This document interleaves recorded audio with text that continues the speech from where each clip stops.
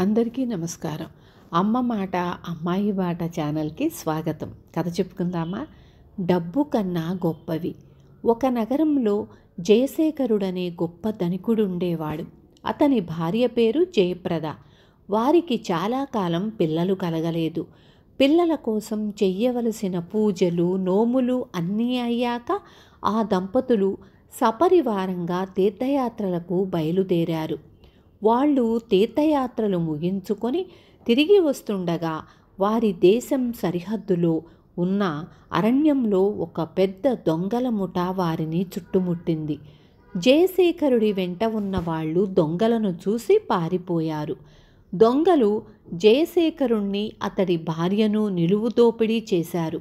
అదే సమయంలో దొంగలలో కొందరు జయప్రద అందచందాలు చూసి ఆమెను బలాత్కరించ ప్రయత్నించారు.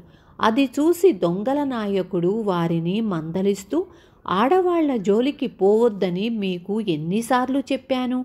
మనకు కావలసింది డబ్బు. దానికోసమే కదా మనం అన్నింటికీ తెగించి ఈ అరణ్యంలో తిరుగుతూ దార్లు కొడుతున్నది. ఆ దొరికే డబ్బులతో తృప్తిపడి ఊరుకోండి. మరొకసారి ఇలా చేశారంటే మీ తలలు తీసేస్తాను అన్నాడు. ఆ విధంగా మానం దక్కిన జయప్రద దొంగల నాయకుడితో, అన్నా, మా దగ్గర ఉన్నదంతా నువ్వు దోచుకున్నప్పటికీ నీ రుణం తీరలేదు. ఆ రుణం ఏనాటికైనా తప్పక తీర్చుకుంటాను అంది. తరువాత జయశేఖరుడు జయప్రద ఎన్నో ప్రయాసలకొచ్చి నగరంలోని తమ ఇంటికి తిరిగి వచ్చారు. కొంతకాలం గడిచింది. దొంగల నాయకుడు ఏదో పని మీద నగరానికి వచ్చాడు.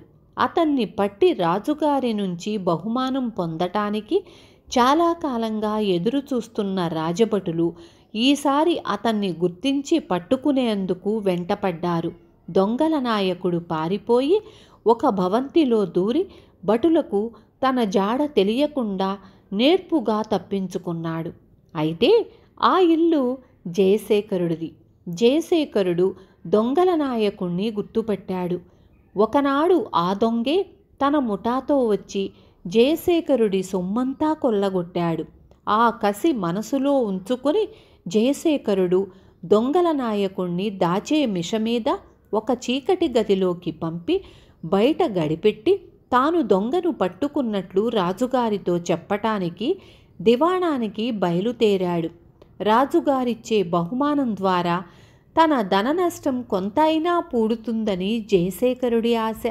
జయప్రద కూడా దొంగను గుర్తుపట్టింది. అయినా ఏమీ ఎరగనట్లు ఊరుకుంది. తరువాత తన భర్త అలా వీధిలోకి వెళ్ళగానే జయప్రద దొంగను చీకటి గదిలో నుంచి విడిపించి, అన్నా, ఒకనాడు నువ్వు నా మానం కాపాడావు.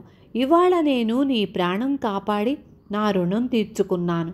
వెళ్ళు బాబు, కాస్త జాగ్రత్తగా ఉండు అంది. దొంగ కన్నీళ్లు పెట్టుకొని ఎంతో కృతజ్ఞతాపూర్వకంగా ఆమె కాళ్లకు నమస్కరించి వెళ్ళిపోయాడు. డబ్బు కన్నా విలువైనవి జీవితంలో నిజాయితీ, కృతజ్ఞత లాంటివి చాలా ఉన్నాయని అతడు గ్రహించాడు. ఆనాటి నుంచి అతడు దొంగతనాలు చేయటం మానేసి కష్టించి బ్రతికే పద్ధతి అవలంబించాడు. విన్నారు కదా?